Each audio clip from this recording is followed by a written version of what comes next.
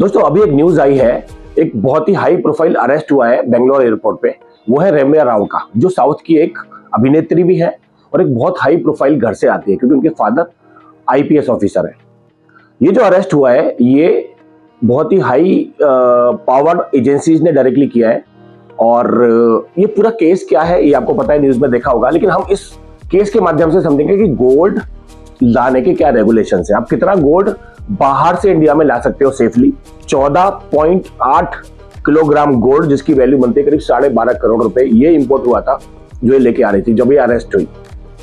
इससे पहले बहुत चक्कर लगाए हैं इन्होंने, उस टाइम पे भी कुछ किया होगा, वो सब इन्वेस्टिगेशन चल रहा है। हमारा इस वीडियो में समझने का मुद्दा ये है कि गोल्ड कितना परमिसिबली हम ला सकते हैं, कितना ड्यूटी फ्री अलाउंस है, यानी कितना हम ड्यूटी फ्री गोल्ड ला सकते हैं इंडिया में किसी भी कंट्री से, और अगर उस लिमिट के बियॉन्ड लाना है तो क्या रेगुलेशन है, क्या ड्यूटीज है, क्या पेनल्टीज है, और पेनल्टी कब लगती है, इलीगल एक्सपोर्ट, इलीगल इंपोर्ट किसको बोलते हैं, और अगर आप नॉर्मल तरीके से गोल्ड ला रहे हैं तो वो कैसे ला सकते हो। ये सारी जानकारी हम इस वीडियो में समझेंगे। तो पहली बात तो ये केस आपको सबको पता है कि रम्या राव का केस है, हाई प्रोफाइल केस है। इकोनॉमिक ऑफेंस विंग ने ऑलरेडी इनको अरेस्ट कर लिया है, उस पर इन्वेस्टिगेशन चल रहा है। और करीब ये जो पूरा इंपोर्ट हुआ है इस वाली ट्रांजैक्शन का, ये करीब 12.5 करोड़ का इंपोर्ट है, इलीगल इंपोर्ट है और स्मगलिंग माना जा रहा है इसको। स्मगलिंग उसको बोलते हैं जो डिक्लेरेशन नहीं हुआ हो। अब डिक्लेयर करके भी गोल्ड ला सकते हो, बियॉन्ड लिमिट भी ला सकते हो।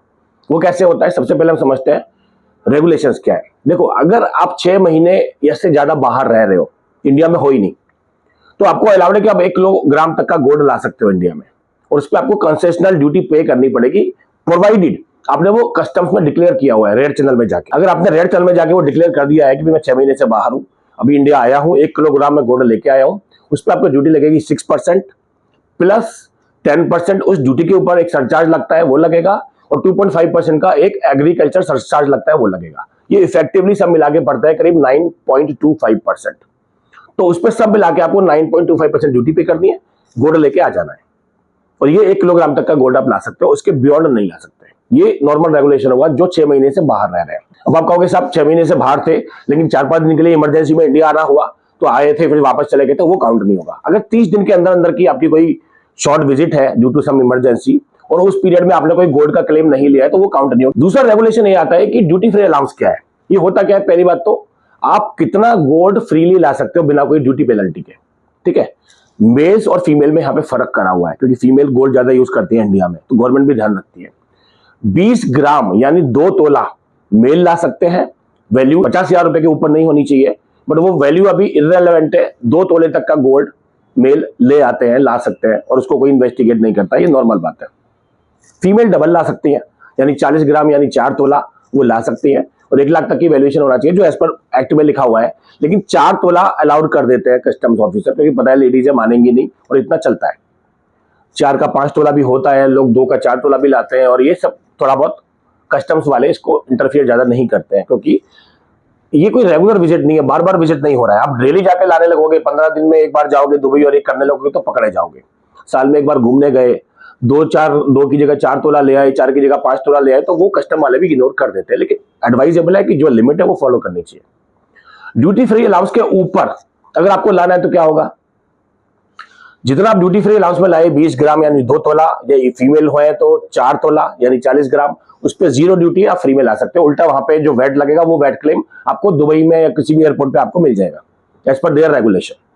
लेकिन अगर आप ड्यूटी फ्री अलाउंस के बियॉन्ड ला रहे हो, और स्पेशली अगर आप बार ला रहे हो या कॉइन्स ला रहे हो या बिस्किट ला रहे हो या उसके जो ऑर्नामेंट बनवा के ला रहे हो, ज्वेलरी बनवा के ला रहे हो, उस पर 15% ड्यूटी आपको पे करनी पड़ेगी बियॉन्ड। यानी 10 तोले की आप ज्वेलरी लेके आए बीइंग ए फीमेल, तो 4 तोला अलाउड है, 6 तोले पे आपको 15% की ड्यूटी पे करनी पड़ेगी, प्लस सरचार्ज प्लस वो अलग से लगेगा। ठीक है, ये रेगुलेशन हो गया ड्यूटी फ्री अलाउंस के बियॉन्ड अगर ला रहे हो तो। अब सवाल आता है कि ड्यूटी फ्री अलाउंस या ड्यूटी फ्री अलाउंस के बियॉन्ड ला रहे हो तो डिक्लेरेशन क्या करना है। एडवाइजेबल है कि जो भी ला रहे हो जितना भी डिक्लेयर कर दो, ड्यूटी फ्री अलाउंस के अंदर है, और एक आध तोला आगे पीछे तो वो अलाउ कर देते हैं। ठीक है, कई बार आप निकल भी जाते हो तो वो अगर बोलेंगे भी कि डिक्लेयर करो तो आप कर सकते हो, उस टाइप में वो भी फॉलो कर सकते हो। डॉक्यूमेंट क्या लगेंगे अगर आप ड्यूटी फ्री अलाउंस के बियॉन्ड ला रहे हो, अगर आपको डिक्लेयर करना है तो देखो 2 चीजें चाहिए खाली। एक तो आपको परचेज इनवॉइस आपके पास होनी चाहिए टैक्स वाली, और गोल्ड का जो प्योरिटी सर्टिफिकेट होता है वो आपके पास होना चाहिए। ये दो चीजें हैं तो आप डिक्लेयर करके बड़े आराम से निकल सकते हो। जो ड्यूटी बनती है वो आप पे कर दो, आराम से चले जाओ। पेनल्टीज कब लगती है और रिस्क कब आता है लीगल एक्शन का, वो मैं आपको बता देता हूं। जब आप डिक्लेयर नहीं करते हो, आप ड्यूटी फ्री अलाउंस के बियॉन्ड ला रहे हो और आपने डिक्लेयर नहीं किया, तो वो स्मगलिंग माना जाता है। उस केस में आपको पहले तो आपका गोल्ड है वो कन्फिस्केशन हो जाएगा, यानी उसको जब्त कर लिया जाएगा। और अगर 20 लाख से ऊपर की वैल्यू है, जैसा रामैया राव के केस में है, अभी 12.5 करोड़ की वैल्यू है, तो 20 लाख से ऊपर की अगर वैल्यू का सोना है आपके पास, यू कैन बी अरेस्टेड। ये ध्यान रखना। अगर 10-12 लाख तक की वैल्यू का है तो अरेस्ट नहीं होगा, सिर्फ वो जब्त हो जाएगा और लीगल कार्यवाही चलती रहेगी। फिर आपको वहां पे ड्यूटी पेनल्टीज वगैरह लगा के आप अपना वापस ले सकते हो। It will take some time.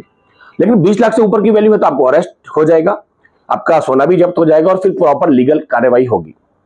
इसमें अगर आपने कॉपरेट नहीं किया और ये अगर मिसयूज प्रूव हो गया, जैसे इस केस में मुझे लग रहा है कि हो जाएगा, क्योंकि उन्होंने स्पेशल जैकेट बनाई है, बेल्ट बनाई है, उसमें कंपार्टमेंट बनाए हुए, उसमें लग के ला रही हैं, बार बार ला रही हैं, तो इसको बोलते हैं कल्पेबल मेंटल स्टेट। अब ये क्या होता है मैं आपको बताऊंगा लास्ट में। तो जब ये प्रूव हो जाए कि आप जानबूझ के ये सारी चीजें कर रहे हो, इंटेंशनली कर रहे हो, उस केस में आपको 7 साल तक की कठोर कारावास और फाइन लगाए जा सकते हैं। फाइन कितना हो सकता है? Up to 5 times of the value. इस केस में अगर 12 करोड़ है तो 60 करोड़ तक का फाइन लग सकता है और 7 साल तक की इनको कठोर कारावास की सजा हो सकती है। ये कब है? जब आप इलीगल लेके आ रहे हो, यानी स्मगलिंग कर रहे हो और आप डिक्लेयर नहीं कर रहे हो और आप कोऑपरेट भी नहीं कर रहे हो, पूरी इंफॉर्मेशन नहीं दे रहे हो। ठीक है, ये हो गया। अब हम आते हैं कल्पेबल मेंटल स्टेट क्यों होता है। यहाँ पे सबसे बड़ा खतरा जो मुझे लग रहा है इस केस में रामैया राव के ऊपर, वो ये लग रहा है कि सबसे बड़ा प्रॉब्लम उनको आने वाला है कि वो प्रूव क्या करेंगे। उन्होंने प्रोटोकॉल का मिसयूज किया है। प्रोटोकॉल क्या होता है ये आपको समझा देता हूं।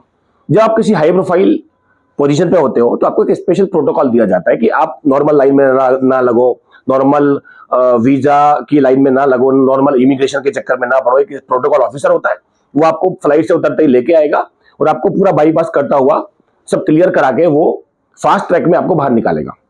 ये होता है वीआईपी लोगों का टाइम बचाने के लिए। नेता लोग जाते हैं, बड़े बड़े एक्ट्रेसेस जाती है, उनका टाइम बचाने के लिए प्रोसेस बनाया हुआ है।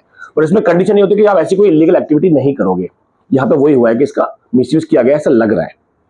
तो एक प्रोटोकॉल था उनके पास, उनको स्पेशल ऑफिसर मिलता था, वो पूरा उनको बाईपास करके सिस्टम को लेके आता था बाहर तक, और ऐसा बार बार हो रहा था तो उसका उन्होंने मिसयूज किया। ऐसा इस केस में समझ में आ रहा है।